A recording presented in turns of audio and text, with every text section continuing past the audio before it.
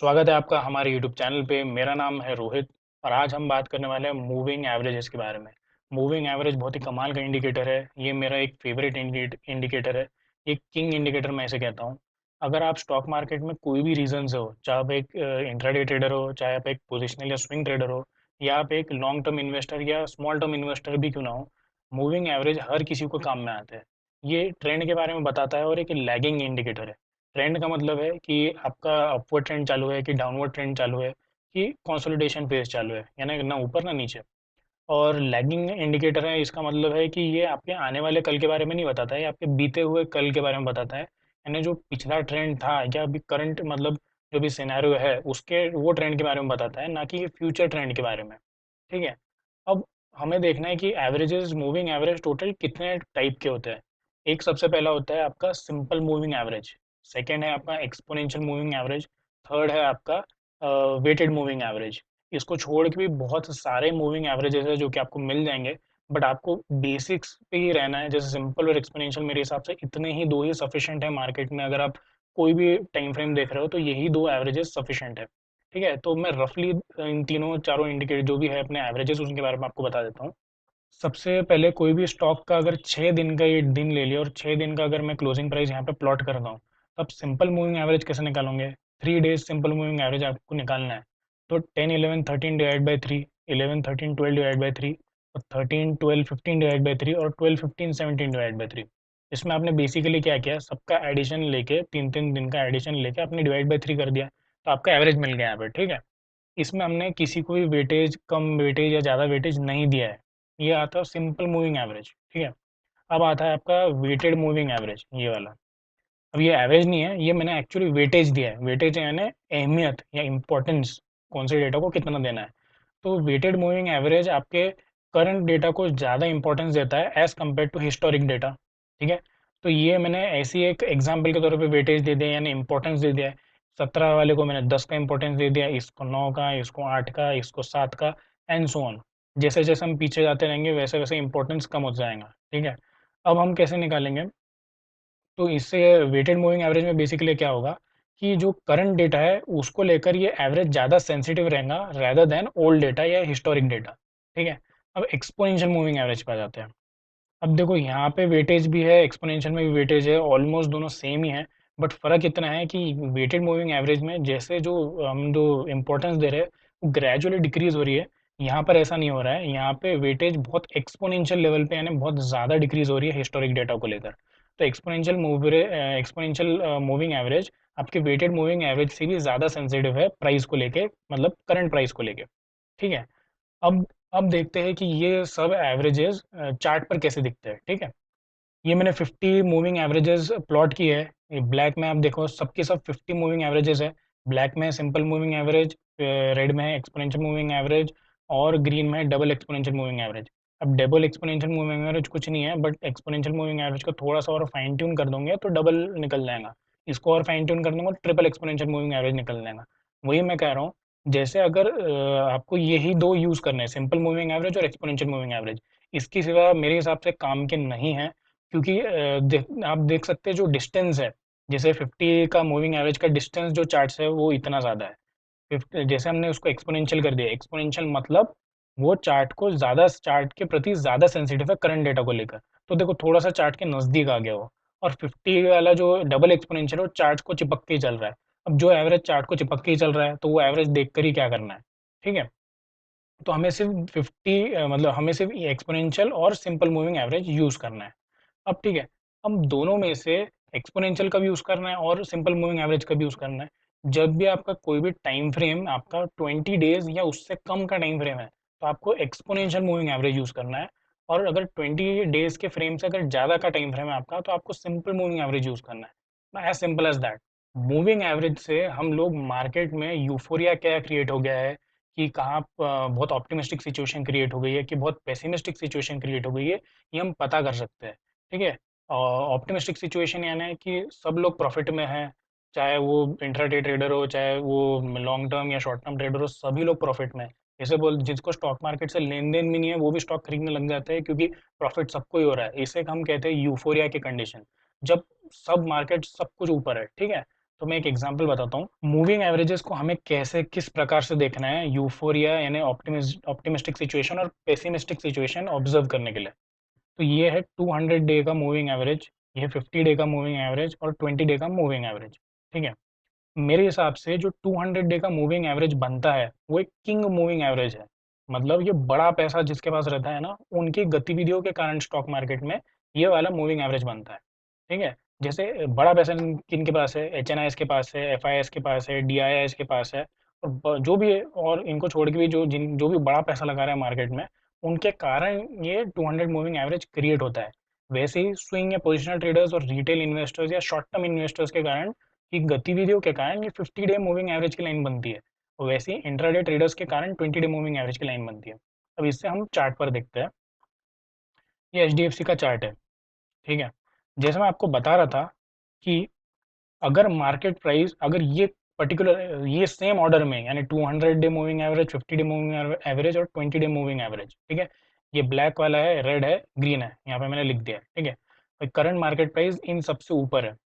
अब आप ये देख सकते हैं कि बहुत ऑप्टिमिस्टिक सिचुएशन हो गई। ऑप्टिमिस्टिक सिचुएशन यानी सभी लोग प्रॉफिट में है। ये बड़ा पैसा जिनका है वो लोग भी प्रॉफिट में है, छोटे रिटेल इन्वेस्टर्स, स्विंग या पोजिशनल ट्रेडर्स भी प्रॉफिट में है, इंट्राडे ट्रेडर्स भी प्रॉफिट में हैं। इसका मतलब मार्केट में जिसमें मार्केट से लेन देन भी नहीं ना, वो लोग इस टाइम पे बात करने लग जाते हैं कि यार हमें भी खरीदना चाहिए। तो ये सिचुएशन आ जाती है मोस्ट ऑप्टिमिस्टिक सिचुएशन। यहाँ से यूजुअली बड़ा पैसा निकलना शुरू हो जाता है क्योंकि ये बहुत ज़्यादा प्रॉफिट बुकिंग हो जाती है उनके। ठीक है, अब इसका रिव्यू देखो, एक और एक कंडीशन है, देखो यहाँ पे सेम कंडीशन बन रही है 200 50 20, यानी ये मोस्ट ऑप्टिमिस्टिक सिचुएशन है। देखो इसके बाद डाउनफॉल ही आ रहा है, इसके बाद भी डाउनफॉल ही आ रहा है। अब इसका अपोजिट देखते हैं कि अब इसका अपोजिट देखते हैं। इसका अपोजिट है मोस्ट पेसिमिस्टिक सिचुएशन, यानी हाहाकार मच गया, लोगों को लॉसेस ही लॉसेस हो रहे हैं। अब यहाँ पे आप देखो 200 डे मूविंग एवरेज है, 50 डे मूविंग एवरेज है, 20 डे मूविंग एवरेज है। इनका बड़ा पैसा है, ये मीडियम पैसा है, ये छोटा पैसा है। मार्केट प्राइस यहाँ पे है, मतलब ये भाई सब भी नुकसान में, ये भी नुकसान में, ये भी नुकसान में। इसका मतलब है कि यहाँ पे सब लोग मार्केट में निकलना चाह रहे थे, मतलब कमज़ोर कमज़ोर सेलर्स जिसे कहते हैं। और यहाँ पे एक्चुअल रियल इन्वेस्टर्स यहीं पे इन्वेस्ट करते हैं। ठीक है, क्योंकि यहाँ पे फंडामेंटली अच्छी कंपनीज आपको सस्ते दाम में मिलती है। ये आपका पीरियड है 17 मार्च, ये क्या है 25 मार्च 2020, ये आपका कोरोना का लॉकडाउन वाला पीरियड था। ठीक है, तो एक नज़रिया है ये एक नज़रिया है देखने का कि मार्केट अभी ऑप्टिमिज्म में चल रहा है कि पेसिमिज्म में चल रहा है। ठीक है, मूविंग एवरेज जो बड़े टाइम फ्रेम्स के रहते हैं, जैसे 50 डे का सिंपल मूविंग एवरेज, 100 डेज का, 200 डेज का, इन्हें यूज़ करके हम ये भी डिटरमाइन कर सकते हैं कि ये कि सपोर्ट की तरह काम कर रहे हैं कि रेजिस्टेंस की तरह काम करते हैं, इसके तरह भी ये लोग काम कर रहे हैं। जैसे कि आईसीआईसीआई बैंक में हम देखते हैं, ये देखो, ये आईसीआईसीआई बैंक का चार्ट है। यहाँ पे मैंने प्लॉट किया है 50 डे सिंपल मूविंग एवरेज, क्योंकि ये 20 डे टाइम फ्रेम से ऊपर था इसलिए हमने सिंपल मूविंग एवरेज लिया यहाँ पे 50 डेज का। ठीक है, अब आप देखो यहाँ पे मोटा मोटा मार्केट ऊपर के डायरेक्शन में जा रहा है। तो आप यहाँ पर देखोगे कि इसने अप ट्रेंड यहाँ से शुरुआत हुई है उसकी, तो यहाँ पे उसने सपोर्ट लिया है, यहाँ पे उसने सपोर्ट लिया है, यहाँ पे सपोर्ट लिया है लगभग, यहाँ पे सपोर्ट लिया है। ठीक है, यहाँ पे सपोर्ट लिया है, यहाँ पर सपोर्ट लिया है। अब इनको छोड़ के भी कभी कभी एक बार मार्केट नीचे जाके ऊपर आया, क्योंकि ये तो होता ही रहेगा, क्योंकि बहुत लंबी रैली है, तो इसमें एक बार तो ये मूविंग एवरेज से नीचे आके ऊपर जाएंगे ही। बट मोटा मोटा ये एक आपका बुल रन चालू था यहाँ पे। तो यहाँ पे आपका जो 50 डे मूविंग एवरेज है, यहाँ पे आपके एक सपोर्ट की तरह काम कर रहा है। ठीक है, अब आ जाते हैं दूसरी तरफ। यहाँ पे आप उल्टा देखोगे, यहाँ पे जो एवरेज आपका पहले सपोर्ट की तरह काम कर रहा था, अब ये डाउन ट्रेंड चालू हो गया यहाँ पे, तो अब ये रेजिस्टेंस की तरह काम कर रहा है। यहाँ पे रेजिस्टेंस है, यहाँ पे रेजिस्टेंस है, यहाँ पे रेजिस्टेंस है, देखिए ये पूरा रेजिस्टेंस की तरह काम कर रहा है। तो ये आप ज़रूरी नहीं कि 50 मूविंग एवरेज भी ले सकते हैं, आप 100 200 डे वाले मूविंग एवरेजेस भी ले सकते हैं। सिर्फ बड़े टाइम फ्रेम्स वाले जो एवरेजेस रहते हैं ना, वही ये आपके सपोर्ट एंड रेजिस्टेंस के तरह एक्ट अच्छे से करते हैं। ठीक है, अब आ जाते हैं मूविंग एवरेज की स्ट्रैटेजीज़ के ऊपर। बेसिकली दो ऐसी स्ट्रैटेजीज़ है जिसे मोस्टली लोग यूज़ करते हैं, बट मैं इन्हें बिल्कुल भी रिकमेंड नहीं करूँगा, क्योंकि इनके जितने प्लस पॉइंट्स भी है उतने इसके माइनस पॉइंट्स भी है। और हमें हमेशा अपने प्लसेस को बढ़ाना है और माइनस को जितना कम हो सके उतना कम करना है। No strategy is 100% perfect. ठीक है, तो पहली स्ट्रैटेजी है सिंगल मूविंग एवरेज को लेकर। ठीक है, तो सेम हम लोग आईसीआईसीआई बैंक का चार्ट देखते हैं यहाँ पर। तो यहाँ पर आप देखो सिंगल मूविंग एवरेज से कैसा स्ट्रैटेजी बनती है कि जब आपका current market price moving average को नीचे से ऊपर के डायरेक्शन में कट करेगा तो आपको बाय करना है, यानी आपकी बाइंग कंडीशन हो गई। और जब ये जो प्राइस जो है आपका ऊपर से नीचे के डायरेक्शन में कट करता है तो आपको सेल करना है। ठीक है, ये सेलिंग सिग्नल आ गया, यानी ये आपका प्रॉफिट हो जाएगा, यानी यहाँ से लगभग यहाँ तक है 65 डेज में 13% प्रॉफिट। सेम आप यहाँ पे भी लगा सकते हैं, यहाँ से कट हुआ और यहाँ पे सेल किया, तो आप यहाँ पर भी लगा सकते हैं। ठीक है, ये 68 डेज में 7% प्रॉफिट। जैसे यहाँ पर देखो, यहाँ पे बड़ा रिटर्न आएगा आपको, यहाँ से कट किया आपने बाई किया, यहाँ से ऊपर के नीचे के डायरेक्शन में कट किया पहली बार, यहाँ आपने सेल किया, 120 डेज में 28% प्रॉफिट। अब बेसिकली ये स्ट्रैटेजी का ड्रॉबैक ये है कि ये आपकी सिर्फ अप ट्रेंड में काम करेंगे। देखो अभी हमने अप ट्रेंड देखा, ये इसी में काम कर दिया। अब जब आप देखो यहाँ पे भी और एक अप ट्रेंड बता देता हूँ, यहाँ पे अगर आप बाय करोगे, ये यहाँ पे एंट्री पॉइंट है, यहाँ पे एग्जिट पॉइंट है, 169 डेज में 71% प्रॉफिट। कभी प्रॉफिट कम आता है, कभी प्रॉफिट बहुत ज़्यादा आता है। अब इसका ड्रॉबैक बताता हूँ। जैसे देखो अब यहाँ पे करंट मार्केट सिनेरियो में एक आपको दिख रहा है रेंज चल रही है, यहाँ से अपवर्ड ट्रेंड उसका खत्म हो गया, बट यहाँ पर रेंज बनना चालू हो गया, यहाँ से मार्केट डाउनवर्ड सिचुएशन में आ गई। यहाँ पे फॉल्स सिग्नल मिलते हैं। ठीक है, मैं यहाँ पे लिख देता हूँ, यहाँ पे मिलते हैं फॉल्स सिग्नल्स, फॉल्स सिग्नल्स।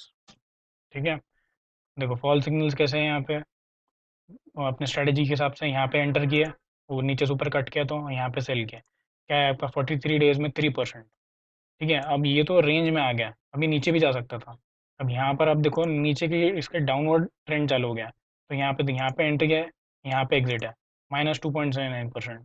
तो बेसिकली ये जो स्ट्रैटेजी है सिंगल मूविंग एवरेज यूज़ करके एंट्री और एग्जिट करने की, ये आपकी सिर्फ और सिर्फ अप ट्रेंड में काम करेंगी। कंसोलिडेशन फेज यानी साइडवेज फेज और डाउनवर्ड ट्रेंड में बिल्कुल भी काम नहीं करेंगी। मैं सजेस्ट करूंगा आपको दूसरे टेक्निकल चीज़ें भी देखनी चाहिए, सिर्फ एक स्ट्रैटेजी पे डिपेंडेंट नहीं रहना चाहिए। अब आता है दूसरी स्ट्रैटेजी के ऊपर मूविंग एवरेज की, जिसे हम कहते हैं मूविंग एवरेज क्रॉसओवर स्ट्रैटेजी। इसमें क्या रहता है, दो मूविंग एवरेजेस का सेट लेते हैं हम लोग, जैसे कि फास्टर मूविंग एवरेज और स्लोअर मूविंग एवरेज का एक सेट लेते हैं, जैसे 921 डेज का, 2550 डेज का, 50 100 और 100 200 डेज का। ज़रूरी नहीं कि ये कॉम्बिनेशन लेना है, कोई भी कॉम्बिनेशन ले सकते हैं आप अपना बैक टेस्टिंग करके। बट ये ख्याल में रखिए कि जैसे जैसे आप टाइम फ्रेम बढ़ाते हैं वैसे क्रॉसओवर की जो फ्रीक्वेंसी है, यानी जो सिग्नल्स है बाइंग एंड सेलिंग के, वो कम होते जाते हैं। इसमें कुछ दिनों में कुछ सिग्नल्स आएंगे, इसमें कुछ वीक्स में कुछ सिग्नल्स आएंगे, इसमें कुछ मंथ्स में सिग्नल आएंगे। हो सकता है ये वाले इसमें ये कॉम्बिनेशन में साल में 2 या 3 ही सिग्नल्स आए। ठीक है, तो ये स्ट्रैटेजी भी 100% वर्किंग नहीं है।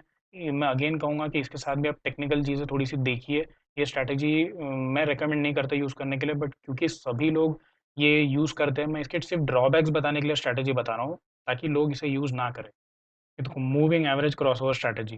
ठीक है, यहाँ पे मैंने प्लॉट किया है 25 मूविंग एवरेज और 50 मूविंग एवरेज, सब सिंपल मूविंग एवरेज है, एक्सपोनेंशियल कोई नहीं है। ठीक है, अब ये स्ट्रैटेजी के हिसाब से ये रेड मैन है वाला 25 है और ये ब्लैक वाला है 50 वाला।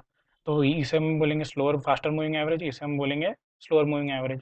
इसने जब नीचे के डायरेक्शन इसको कट किया तो यहाँ पे आपको बाय करना है, और इसने जब ऊपर की डायरेक्शन से नीचे मतलब ब्लैक वाले को कट किया, यानी फास्टर ने स्लोअर को ऊपर से नीचे कट किया, तो आ जाएंगे सेलिंग पोजीशन। ये यहाँ पे पहला मैं आपको एग्जांपल मार्क करके देता हूँ।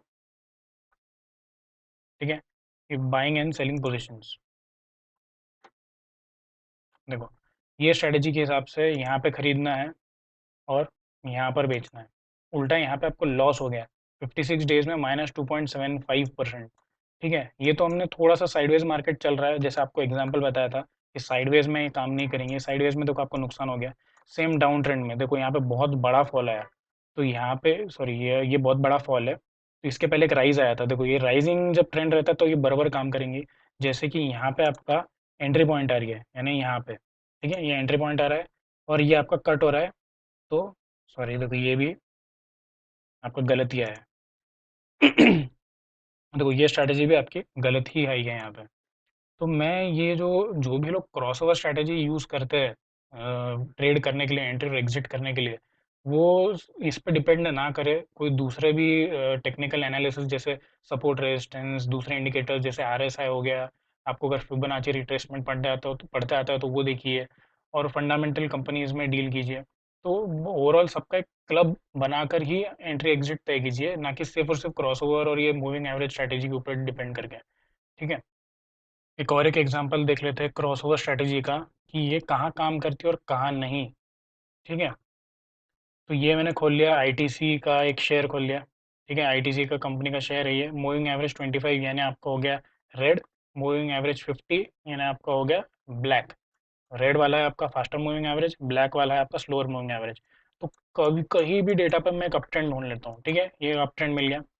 यहाँ पर एंट्री पॉइंट क्या है, फास्टर ने स्लोअर को कट के नीचे से ऊपर, मैं आपका कहूँगा बाइंग पोजीशन।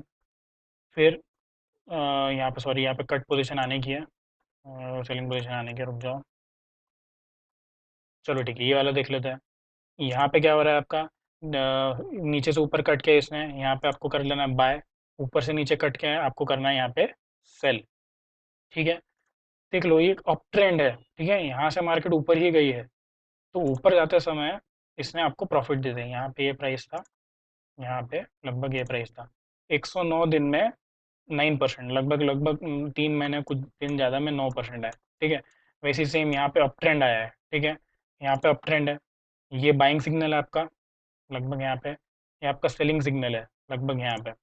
कितना है, 118 डेज में 12% है। ठीक है, स्ट्रैटेजी देखो आपकी अप ट्रेंड में ही काम कर रही है। ठीक है, अब मैं आपको साइडवेज ट्रेंड बताता हूँ। देखो ये मार्केट यहाँ पे साइडवेज में आ गया है, ये पैच जो है, ये पर्टिकुलर पैच जो है, ये आपका साइडवेज ट्रेंड है। ठीक है, साइडवेज है। अब इसमें आप ये स्ट्रीम स्ट्रैटेजी लगाओगे तो बहुत फॉल सिग्नल मिलेंगे आपको। देखो यहाँ पे एंट्री किए और यहाँ पे एग्जिट किए, तो यहाँ पे तो नुकसान हो गया 3% का। ठीक है, एक और एक साइडवेज का एग्जांपल देख लेते हैं। देखो ये साइडवेज मार्केट समझो, ये छोटा सा फेज आया था साइडवेज का, उल्टा यहाँ पे बहुत ज़्यादा नुकसान हो जाएगा। जैसे देखो यहाँ पे खरीद है, बाइंग सिग्नल, ये है यहाँ पे सेलिंग सिग्नल, -2%। ठीक है, मूविंग एवरेज की दोनों जो स्ट्रैटेजी बताई है मैंने, एक पहली है सिंगल मूविंग एवरेज की और दूसरी है जो क्रॉसओवर वाली, तो मैं रिकमेंड करूँगा कि दोनों आपको यूज़ नहीं करना है। आपको दूसरे पैरामीटर्स के साथ इसको क्लब करना है, जैसे दूसरे इंडिकेटर्स हो गए, जैसे RSI, support resistance, Fibonacci, chart patterns, volumes आप देखिए, आपको जो कुछ भी आता है सब कुछ कंबाइन करके ही मूविंग एवरेज का इस्तेमाल कीजिए। होल एंड सोल इस पर डिपेंडेंट नहीं रहना है। और दोनों मूविंग एवरेज स्ट्रैटेजीज का एक बहुत ही बड़ा फ्लॉ ये है कि इससे आपको एंट्री और एग्जिट के बारे में ही पता चलता है, आपको इसमें कोई एसेट प्री डिफाइंड टारगेट नहीं मिलता है। जैसे चार्ट पैटर्न्स में आपको एक टारगेट मिल जाएगा, वैसे ही इसमें आपको टारगेट कुछ भी नहीं मिलता है। तो मूविंग एवरेजेस के बारे में बस इतना ही। अगर आपके नॉलेज में थोड़ा सा भी वैल्यू एडिशन हुआ है ये वीडियो से, तो प्लीज़ वीडियो को लाइक कीजिए और कमेंट कीजिए कि आपको क्या पसंद आया और क्या नहीं। तो मिलते हैं अगले वीडियो में, तब तक के लर्न ट्रेड एंड इन्वेस्ट।